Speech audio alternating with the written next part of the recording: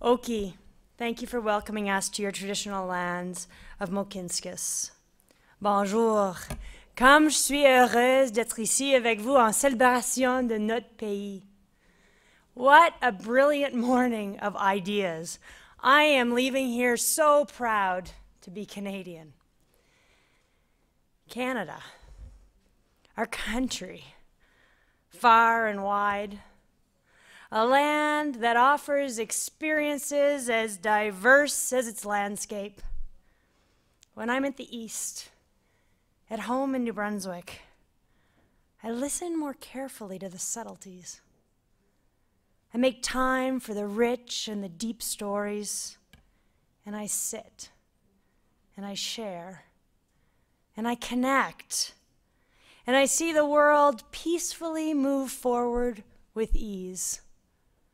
From there, I understand that each of us is intertwined, existing for each other as we evolve and as we grow. When my husband Jason and our two boys, when we moved to Montreal, I started falling in love. I fell in love with the people.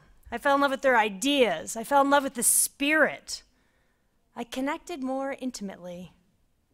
I dared to ask more personal, more wanting questions. And I allowed myself to be touched by its culture, by its passion. By living there, by being there, I saw our country through a whole new set of eyes. Magical, daring, and always moving. And now we're home in Calgary, and somehow I'm just a little bit different here than I am in those other spots. Here I find the courage in my voice. I take space, I stand up just a little bit taller. I embrace the ideas of growth, exploration, adventure. Here I root, I fight to maintain my uniqueness, to make sure my views are heard. Every place I am in this country, somehow it brings out a different piece of me.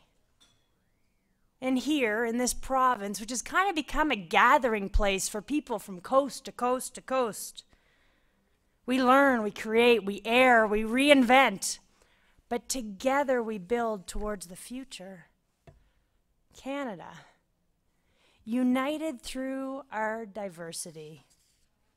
How lucky are we?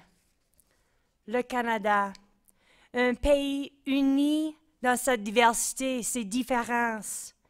Quelle chance nous avons. Today, as we prepare to celebrate Canada in 150 years, I too lay 3 challenges in front of you.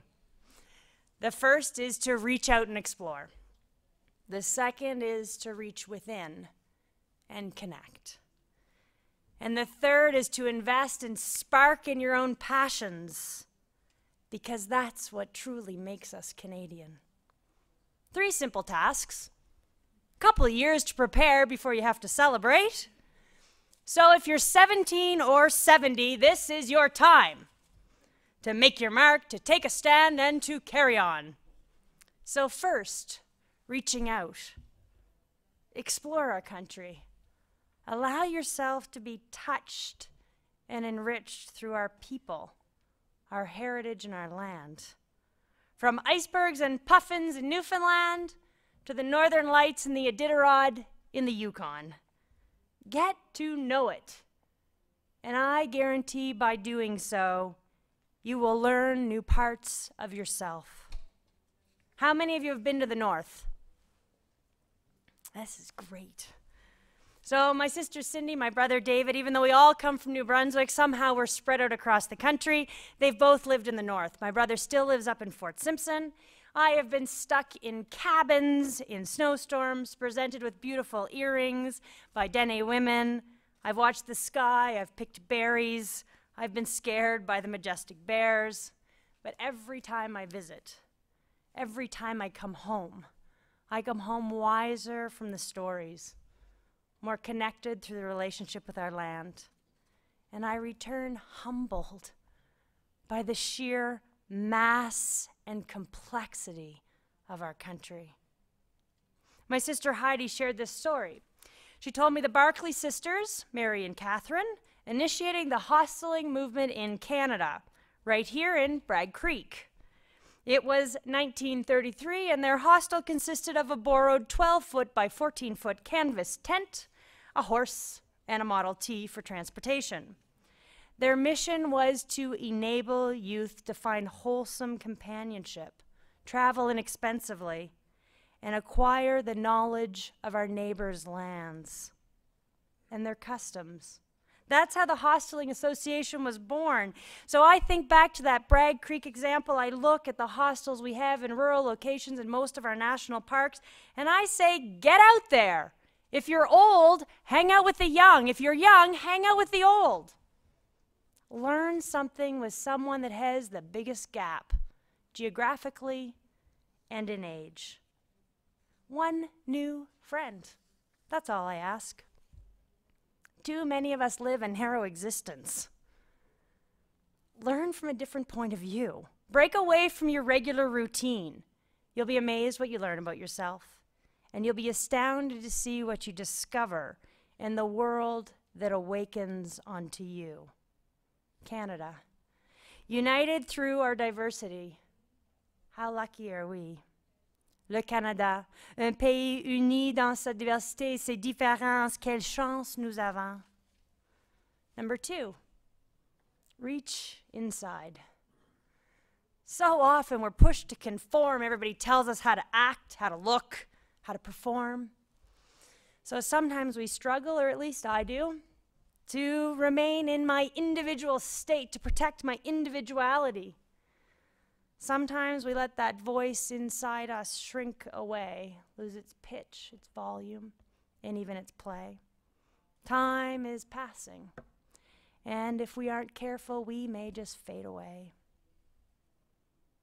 It's so easy to live in the past. It's so easy to live in the future. I can go for a walk outside. Sometimes I'll be outside for more than 10 minutes, and all of a sudden I realize I haven't heard the birds. I haven't looked at the sky. I haven't felt the wind against my face. I'm stuck in here. I'm living in this little space in my head. I'm rethinking something that's already happened.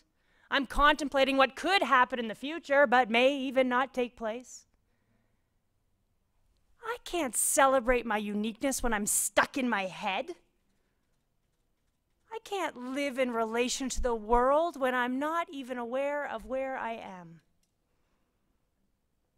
So whether you've lived here for thousands of years or mere days, make 2017 the year to reclaim yourself, your uniqueness, your individuality. Our future as a country depends on it. As you release yourself, you give the rest of us permission to do the same, whether it's at school, at work, in your home, in your community. Find a way to ignite yourself, to come to life. Imagine kids in school every single day with a little book that said, I am me and I am Canada. In order to build a better country, we've got to build a better us. Not me being someone else, not someone else being me. Help me learn to be me. So I ask for 15 minutes a day. In 2017, I ask only for 15 minutes a day. 15 minutes that every child, every youth, every adult dedicates to themselves, to their dreams, to their possibilities that surround them. 15 minutes a day to be present, be aware, to explore what unfolds. Wouldn't it be great to be in your office and it becomes 10:45 and you actually have a minute to sit back and imagine what you could bring to this country we call home? Canada, united through diversity. Greatness sparked through uniqueness and released by you. My third challenge is to connect to your passions. It sounds so easy. I mean, people ask me, what are your favorite passions? And it seems like something we should all be able to answer on the tip of our tongues, but sometimes it's not quite that easy when they say, you can't say family or work. And then the 3 become a little more hard.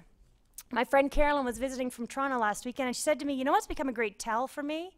When I'm willing to do something for free and invest all my extra time, I can tell it's somehow calling to something inside me, to my passion. She said, what would you do for free? And I said, I would do 3 things. One is I'd be a champion for our country. 2017, I'm in, just tell me what to do, I am there. I would fight for children that need medical care, especially in mental health. Wouldn't it be great in 2017 if we launched a program called Lemons for Love, where little kids across our country get together, and it could be May 21st, it could be May 28th, it could be June 15th, it could be July 7th, it doesn't matter. But kids across the country have their lemonade stands, and they bring their $2.50 or their $12.10. And they go to the local hospital and they drop it off for the kids. Kids helping kids across our country. You know, the Children's Hospital started here. The kids raised $50,000. Last year they raised $350,000. This is piggy bank money. These aren't big checks. Imagine across our country all those kids, Lemons for Love. And my third is I'd work tirelessly. I'd work tirelessly to lead groups of youth, say between the age of 14 and 22. And I'd help them determine their purpose, their passion, and the possibilities that that unleashes inside our country. And I'd do it through the arts. I'd let music, movement, and voice help them release themselves so they knew who they were, and they could bring that to our land. Imagine a mix of 500 kids, Aboriginal, New Canadians, Eastern, Western, Central, Northern, all together. What are your passions? What would you do? Whatever you conceive and really believe, you'll achieve. Our passions are contagious. They jump from person to person. So capture our hearts. Open the doors to possibilities beyond your wildest dreams. I ask you, I actually implore you, reach out, reach in, spark your passions. Start celebrating 150 years today with pride, with grace, and with a little abandon. Thank you very much.